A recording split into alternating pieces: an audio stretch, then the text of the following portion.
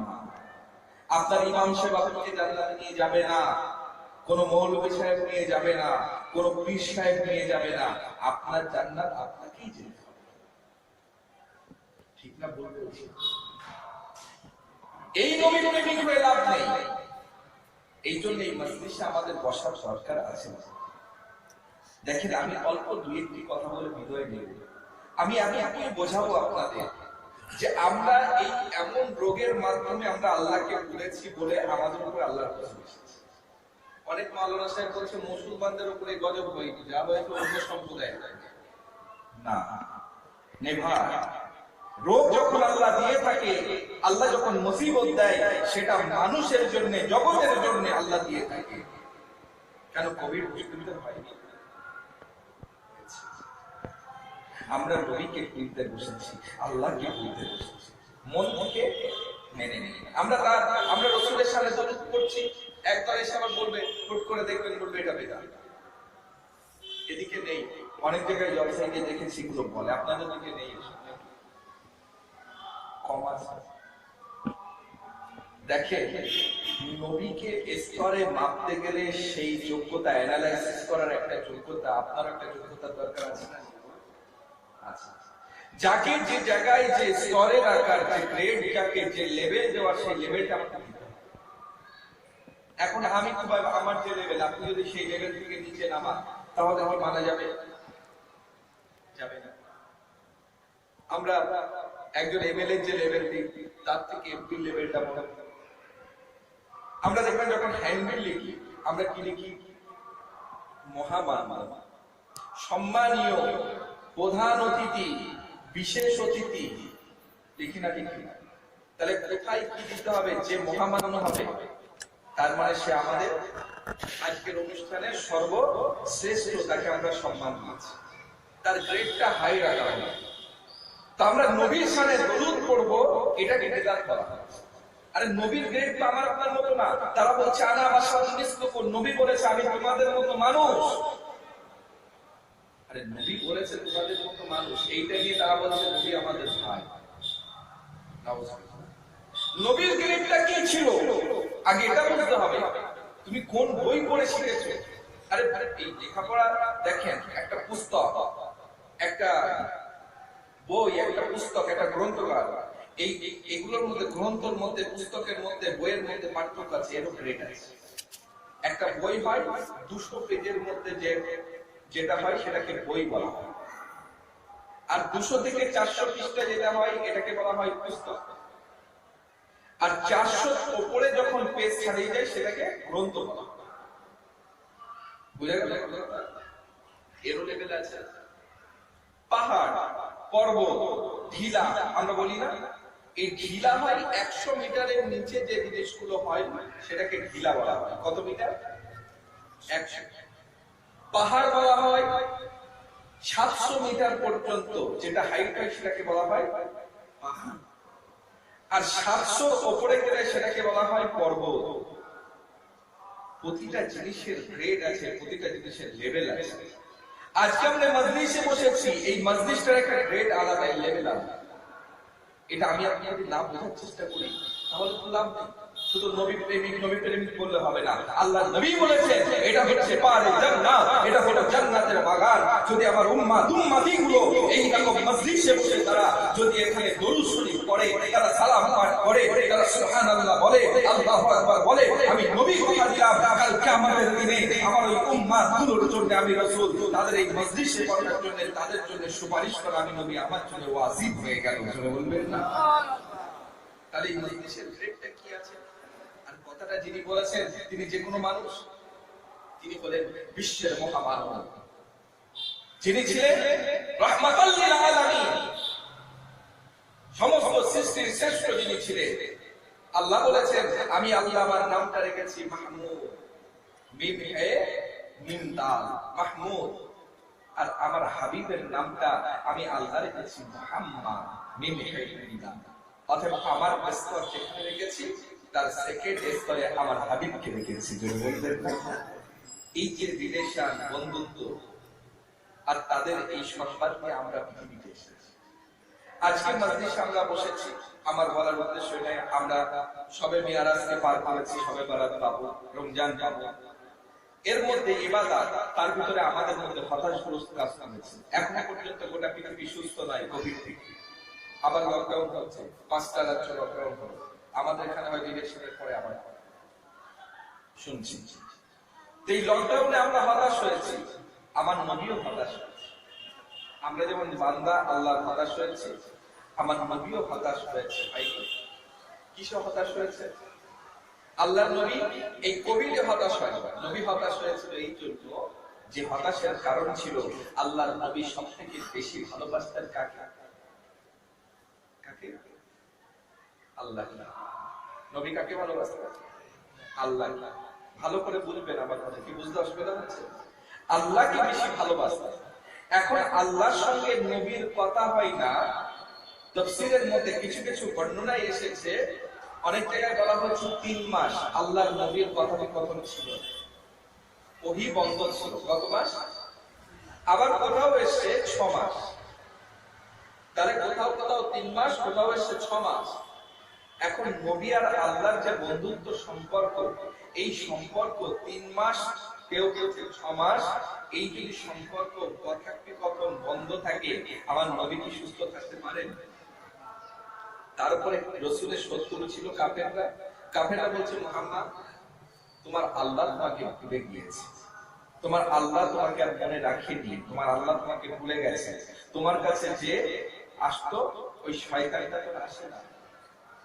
নাউজুবিল্লাহ। কাকে বলছে? জিবরিল। মানে জিবরিল ওহী নিয়ে আসতো, বলছে শয়তান তো আসে না, আর তোমার আল্লাহ তোমাকে ভুলে গেছে মুহাম্মদ। কাফেররা বলছে। আমার নবী আরো চিন্তিত, আরো হতাশাগ্রস্ত হয়ে যাচ্ছে। আরে মহাব্বতটা কি ছিল আল্লাহর সঙ্গে নবী? যদি একটা গার্লফ্রেন্ড আর বয়ফ্রেন্ড, এদের যদি একদিন ফোন সুইচ অফ থেকে মেয়েটা একটা গার্লফ্রেন্ডের, তাহলে বয়ফ্রেন্ড কি করবে বলে? ওই মেয়ের বাড়ির পাশে সারাদিন ঘুরে বেড়াবে। তাও যদি না হয়, দ্বিতীয় দিন যদি হয়ে যায় সুইচ অফ, ও ঘুমের ওষুধ খেয়ে হবে না? হবে না? তাহলে এটা দুনিয়ার ভালোবাসা। আর আল্লাহর নবীর ভালোবাসাটা এত মজবুত ছিল যে মজবুতের মধ্যে আমার নবী পাক এমন করে হতাশ হয়ে পড়লেন। সত্যি কি আল্লাহ আমার ভুলে গেলে? আমার চিন্তা হয়ে গেলেন, হতাশ হয়ে গেলেন, চিন্তিত হয়ে গেলেন। আল্লাহ পাক এই জন্য বলেছে, বান্দা তোমাদের জন্য আমি দুটো জিনিস পাঠিয়েছি, কদ জাআকুম মিনাল্লাহি নূরুন ওয়া কিতাবুম মুবিন। একটা হলো নূর, আরেকটি হলো কিতাব। নূর বলতে আমার হাবিব জনাবে মুহাম্মদ রাসূলুল্লাহ সাল্লাল্লাহু আলাইহি ওয়াসাল্লামকে পাঠালাম, আর কিতাব বলতে কুরআনুল মাজিদ। এই দুটোকে দিয়ে তোমরা তোমাদের লাইফটাকে সেটেল করো, তৈরি করো, কমপ্লিট লাইফ তৈরি করো। যদি করতে পারো তাহলে তোমরা এমন করে আল্লাহ পাক তোমাদেরকে জান্নাত করে দেবে। জান্নাত চলে বলবেন না? সুবহানাল্লাহ। আমাদের লাইফে নবীর সুন্নাত আর কোরআন থাকলে আমাদের সারপ্রাইজ কি? জান্নাত। আমরা জান্নাতে যেতে চাই তো ইনশাআল্লাহ। আল্লাহ যেন আমাদের কবুল করেন, সকলে বলুন আমিন। তো নবী যখন হতাশ, আল্লাহ বলল, আমি আল্লাহ হাবিব আপনার হতাশ কাটানোর জন্য একটা সূরা নাযিল করেছি। কোরআন শরীফে আল্লাহ একটা সূরা দিয়েছেন। আর কোরআন এমন একটা কিতাব, যে কিতাবে আল্লাহ পৃথিবীর এমন কিছু নেই যে দেয় না। আল্লাহ সূর্য সম্পর্কে সূরা দিয়েছে, চাঁদ সম্পর্কে সূরা দিয়েছে, মানুষ সম্পর্কে সূরা দিয়েছে, হাতি সম্পর্কে সূরা দিয়েছে, পিঁপড়ে সম্পর্কে সূরা দিয়েছে, মৌমাছি সম্পর্কে সূরা দিয়েছে, লোহা সম্পর্কে সূরা দিয়েছে। কোরআন শরীফে নেই এমন কোন সূরা নেই। পুরুষ ওলি সম্পর্কে সূরা লোকমান দিয়েছে, মহিলা ওলি সম্পর্কে সূরা মরিয়ম দিয়েছে, আছে না নেই? সমস্ত বিষয় আল্লাহ কোরআন শরীফে জানিয়েছে। তো নবী যখন হতাশ, আর কোরআনকে আল্লাহ দিয়েছে কি শুধু নবীর জন্য না উম্মার জন্য?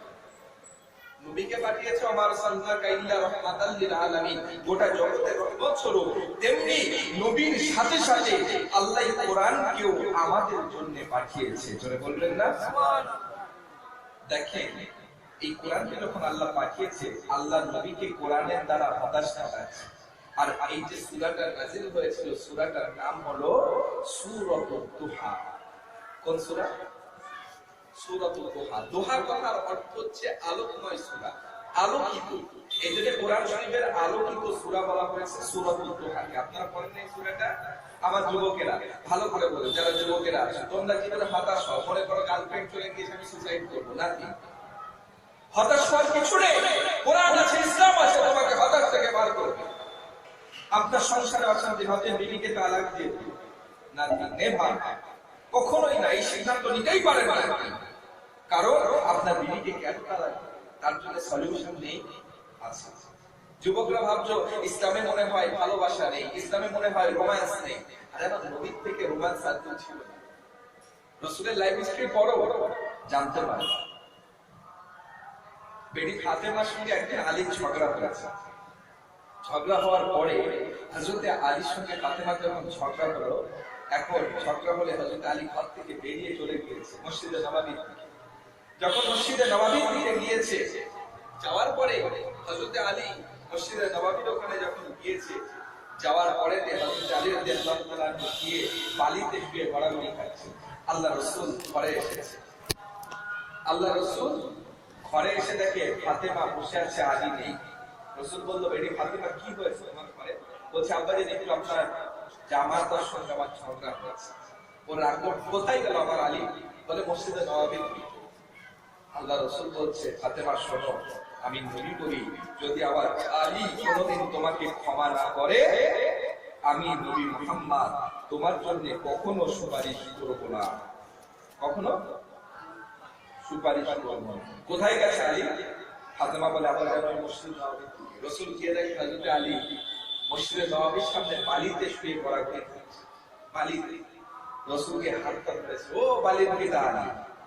রাসূল যেই বলেছে বালির পিতা আলী, হযরত আলী হেসে ফেলেছে, রাগ সব কমে গেছে। আল্লাহ রাসূল কত রসিক করে কথা বললেন, বালির পিতা আলী যেই বলেছে, হযরত আলী হেসে ফেলেছে। হযরত আলীর হাতটা ধরে নিয়ে আল্লাহ রাসূল ঘরে গিয়েছে।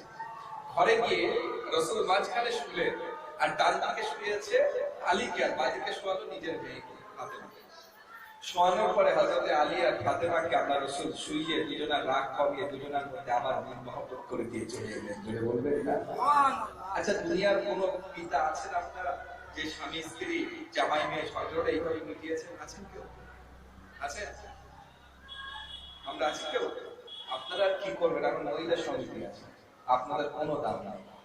মহিলা সমিতি মায়ের মা বলবে, আমি যদি আপনার তোমার বুঝতে হবে নাকি? দেখেন দুনিয়া এই জায়গায়, এটা হচ্ছে আমার রাসূলের সুন্নাত। রাসূল কত রোম্যান্স ছিলেন, হ্যাঁ, আমরা সেটা হতে পারি। আমার নবী এত রোম্যান্স ছিল, রাতের বেলা আম্মা জান আয়েশাকে ডাকতেন, বিবি আয়েশা চলো তো আজকে একটু মরুভূমিতে দুজন দৌড় খেলবো, কেরা ফার্স্ট হয় একটু দেখবে। রাতের অন্ধকারে আমার নবী আর আম্মা জান আয়েশা দৌড় খেলতেন, কেরা ফার্স্ট আর সেকেন্ড। আপনারা যান মাঝে মাঝে, জানতো নাকি? কি মুরব্বি চাচিমাজি যান, রাতের বেলা যাবেন, যখন রাত্রে ফাঁকা হয়ে যায় 12টা 1টা থেকে এই রাস্তায় দৌড়াবে, হ্যাঁ, পারবেন তো? এটা হচ্ছে ইসলাম। যুবকেরা ভাবো হয়তো যে আমরা প্রেম করছি, আমরা হতাশ হয়েছি। না, হতাশ হওয়ার কিছু নেই, হতাশের কিছু নেই। ইসলাম এমন পথ দেখেছে, ভালোবাসো। কাদেরকে বাসো? তোমার বিবিকে ভালোবাসো। পরকীয়া নয়, ভাবিকে ভালোবাসতে হবে না। লোকের বউ সেজেছে, ভাবি সাজদা, যদি বলো যে ভাবি তোমার খুব ভালো লাগছে, আই লাইক ইউ, এর জন্য তোমার কি হবে? গুনাহ হবে। এই জন্য নিজের বউকে ভালোবাসো। রাসূল বলেছে, যদি কেউ কারোর বিবিকে ভালোবেসে আই লাভ ইউ বলে, আমার আল্লাহ ওই ঘরে রহমত বর্ষিত করে। বলে বলবেন না?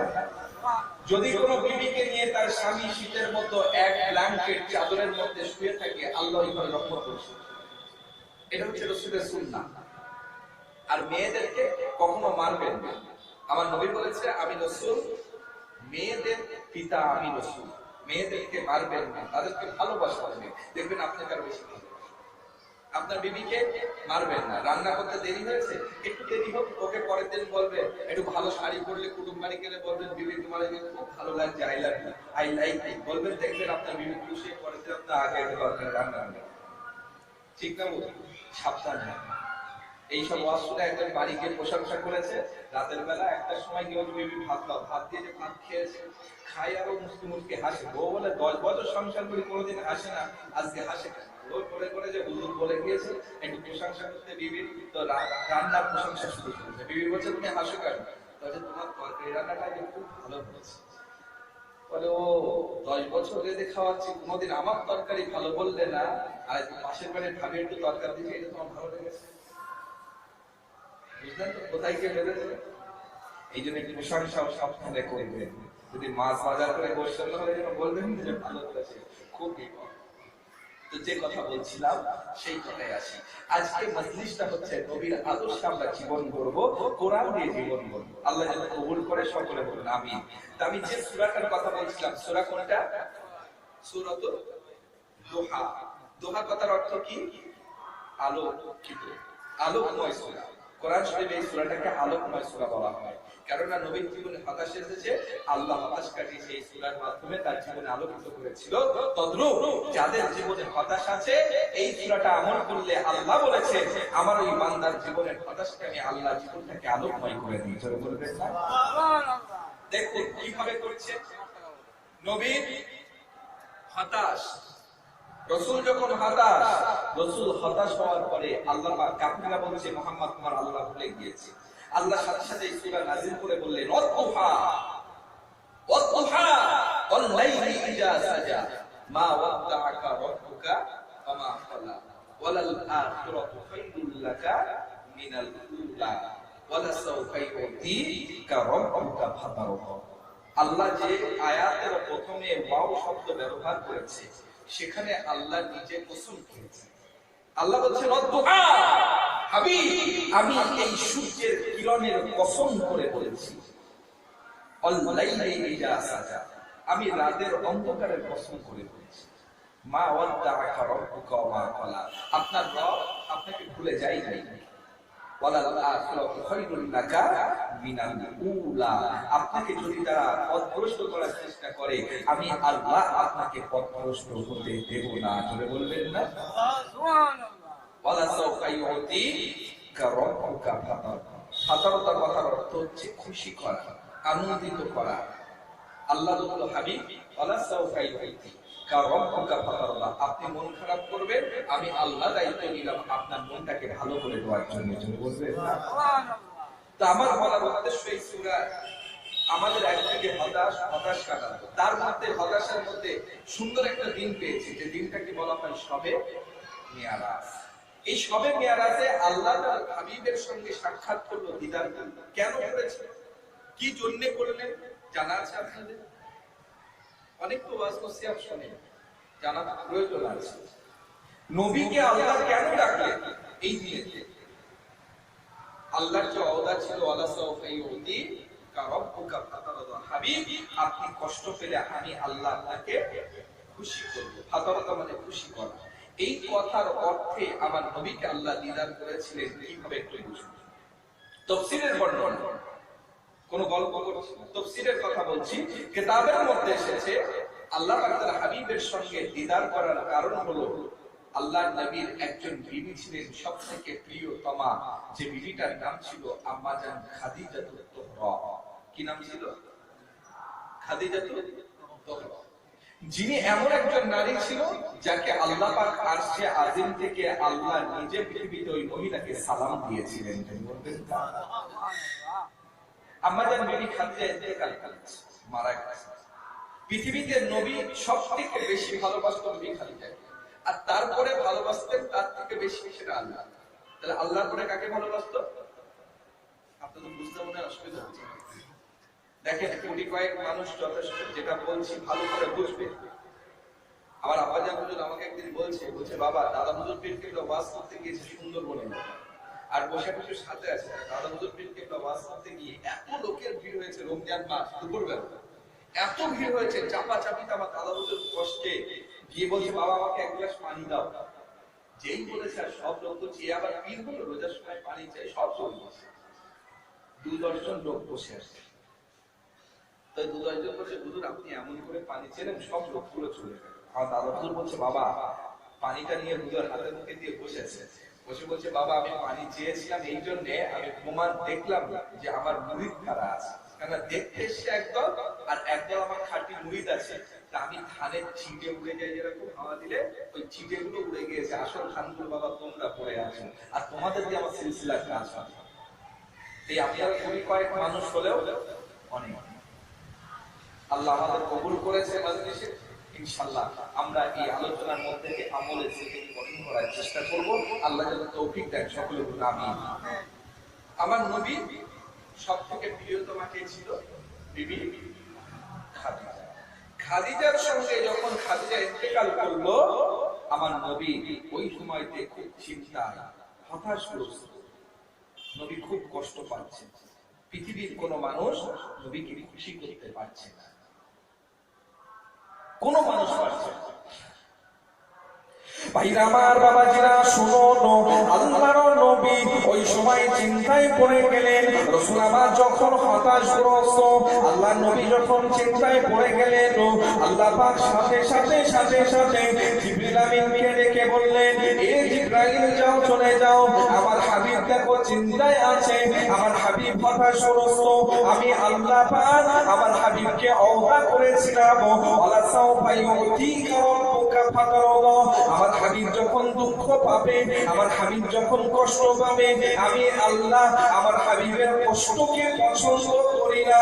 আমার হাবিবকে খুশি করার দায়িত্ব আমি আল্লাহ আমার হাবিবকে অঞ্চলে এমন করে জিবরাইল আমার হাবিবকে নিয়ে, আমার হাবিবের বিবি খাদিজা ইন্তেকাল করেছে, দুনিয়ার কোনো মানুষ আমার হাবিবকে খুশি করতে পারবে না।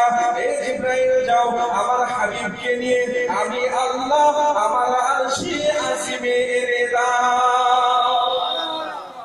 তাহলে দিদার কেন করতে চাইলে? বিবি খাদিজা ইন্তেকাল করলো, সেই শোকে আমার নবী হতাশ। এই হতাশ কাটার জন্য সর্বপ্রথম আল্লাহ তার হাবিবের সঙ্গে দিদারের জন্য ডাকলেন। তাহলে বোঝা গেল দিদার কেন করতে গেল। ভাইরা আমার, বাবাজিরা শুনো, হযরতে জিবরিল আমিন আল্লাহ পাকের হুকুম হওয়ার সাথে সাথে জিবরিল চলে এলেন, আমার নবী পাকের কাছে চলে এলেন। আল্লাহর নবী রাতের মধ্যে এমন করে রাতের মধ্যভাগে রাসূল আমার নামাজের মধ্যে রত। আল্লাহ নবী নামাজ পড়ছেন, হযরতে জিবরিল আমিন অপেক্ষা করেন। রাসূলের নামাজ শেষ হয়ে গেল, আল্লাহ নবী সালামটা ফিরালেন। রাসূল যখন সালাম ফিরালেন, আল্লাহর নবী সালাম ফিরানোর সাথে সাথে হযরতে জিবরিল আমিন সালাম দিলেন, আসসালামু আলাইকা ইয়া রাসূলুল্লাহ, ইয়া হাবিবাল্লাহ, হুজুর আল্লাহ পাক আপনাকে ডেকে পাঠিয়েছে, আপনার সঙ্গে দিদার করবে, আপনার মনটা বড় খারাপ, আল্লাহ পাক আপনার সঙ্গে দিদার করতে চাই, হুজুর আপনি চলুন। আল্লাহ নবী এই সময় বলেছিল, ও জিবরাইল, না না না না, আমি রাসূলুল্লাহ, আমি একাকী আল্লাহর সঙ্গে দিদার করব না, আমি একাকী দিদার করব না। আমি দিদার করতে পারি, শর্ত একটা, আমার গুনাহগার উম্মতিকে নিয়ে দিদার করব। জোরে বলা যায় না? আর একটু জোরে বলি সুবহানাল্লাহ। তাহলে কি নবী ছিল? উম্মতকে ছেড়ে নবী যাবে। এই জমিন কাঁদে কাবার জন্য, আর কাবা কাঁদে আল্লাহর জন্য, আল্লাহ কাঁদে তার হাবিবের জন্য, আর হাবিব কাঁদে গুনাহগার উম্মতির জন্য। হ্যাঁ, কি নবী ছিলেন। আর আমরা নবীর প্রেমিক, নবীর উম্মত, একবার তো বলতে আমাদের মুখে বাঁধে। আরে ঈমানি জজবা করো। তুমি ভাবছো দুনিয়াতে, আমরা সবসময় বলি না, সাম্প্রদায়িক শক্তি, ফ্যাসিবাদ শক্তি আমাদেরকে ধ্বংস করে দিচ্ছে, আমরা নির্যাতিত। আরে নির্যাতিত হবে না যদি তোমরা প্রকৃত নবীর আদর্শ করতে পারো। আল্লাহ ওয়ালা হয়ে যাও, আল্লাহর ওলিদের দরজা ধরে নাও, ওলির দরজা বন্ধ হয়নি। তোমরা ওলি বেড়ে যাও, আমার আল্লাহর হুকুম, আল্লাহর রহমত সেখানে থাকবে। ঠিক না বল? তুমি দাঁড়িয়ে বিশ্বাস করবা আর বলবো আমি নবীর উম্মত, আর মাঝে মাঝে নারায় তকবীরে গাড়ি লট করে পুরপুরায় বসে দিলে হয়ে গেল? হ্যাঁ, কোনো ফায়দা নেই, কিচ্ছু হবে না। ভাইরা আমার কথা মনে খারাপ লাগছে আপনাদের নাকি?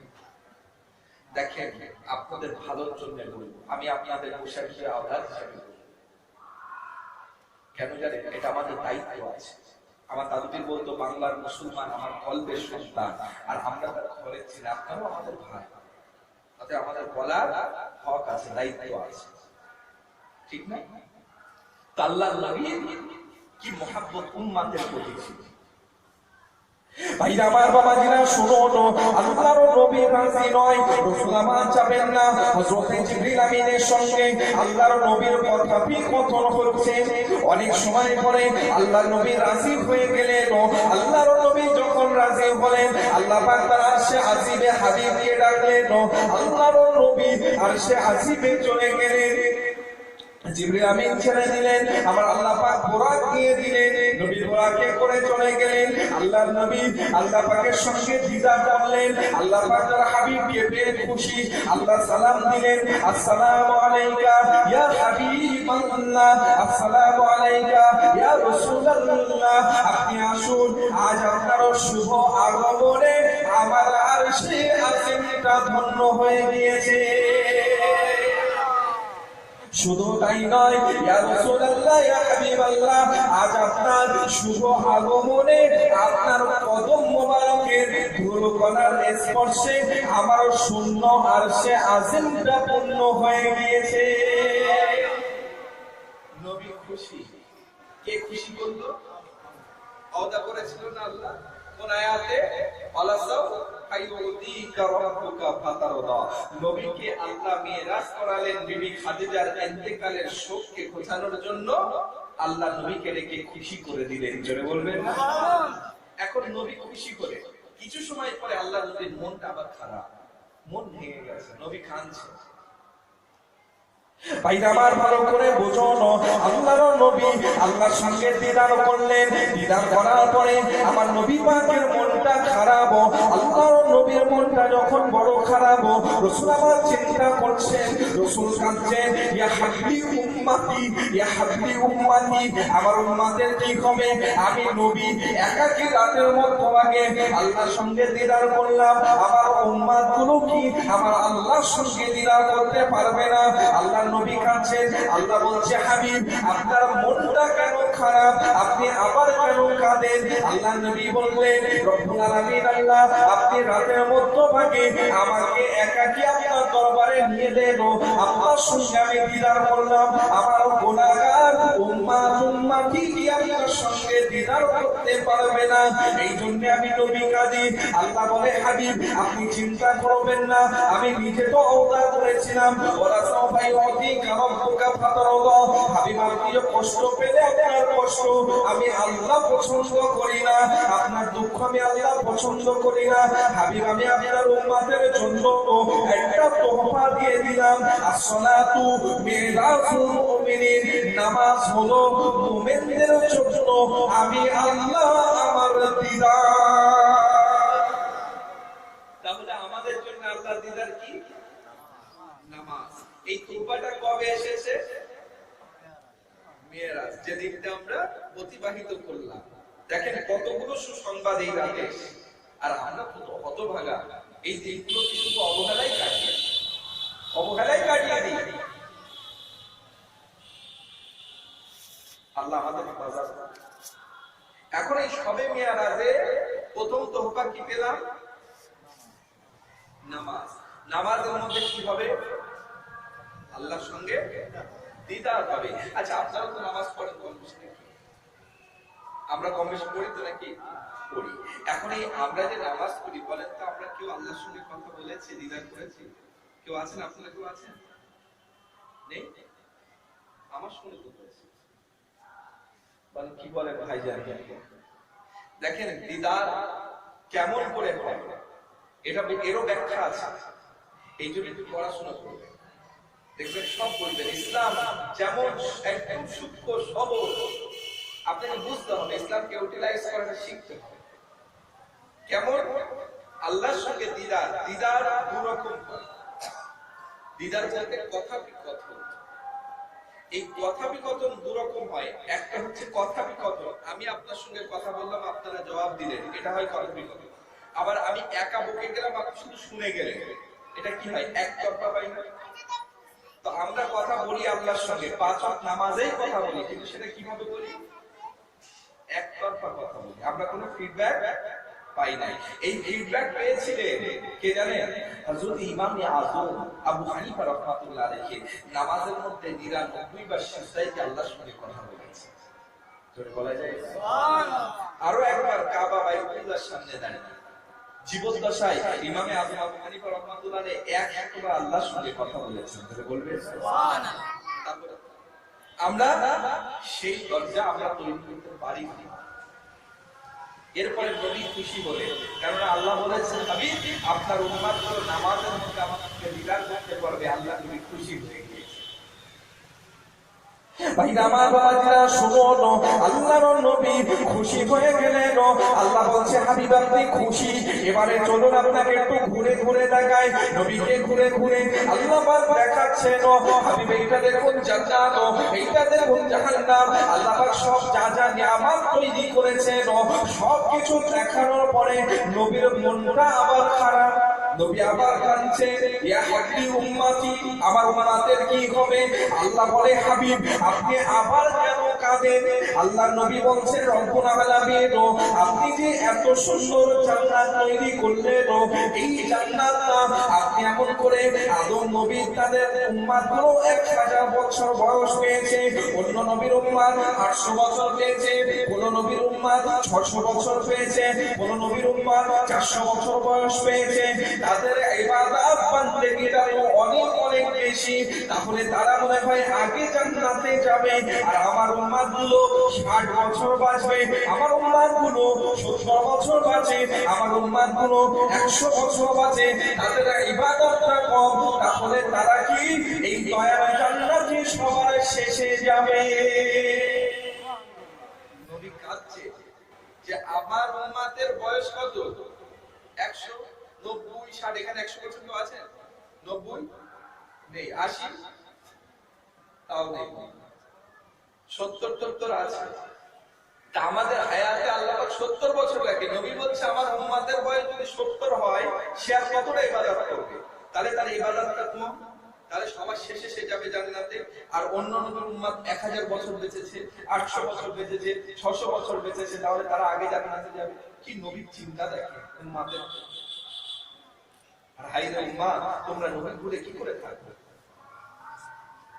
ভাইরা আমার বাবাজিরা শুনুন, আল্লাহর নবী কাঁদছেন, ইয়া হাবিব উম্মতি, আমার উম্মতের কি হবে?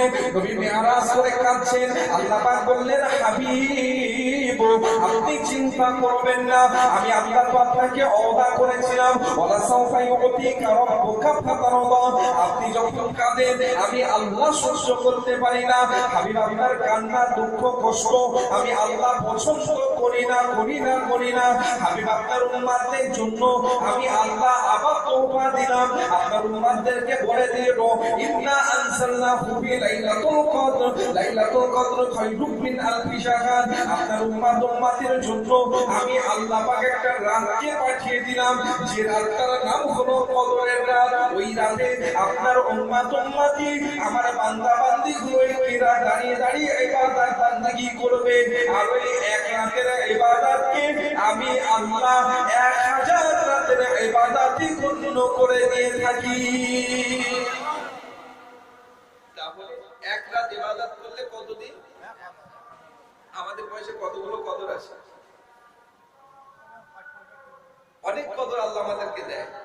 তাহলে এক একটা কদরে 1000 যদি হয়, এই রমজান মাস আসছে, কদরের রাত কখন? আপনার যদি সমস্ত কদরের রাতগুলো আপনি ইবাদত করেন, ওই ইবাদত বান্দিগুলো যদি এক জায়গায় করা হয়, 1000 বছর বেঁচে থাকা উম্মতের আমল নামাটা একটা দাড়ি পাল্লায় দিলে উম্মতে মুহাম্মাদের আমল নামাটা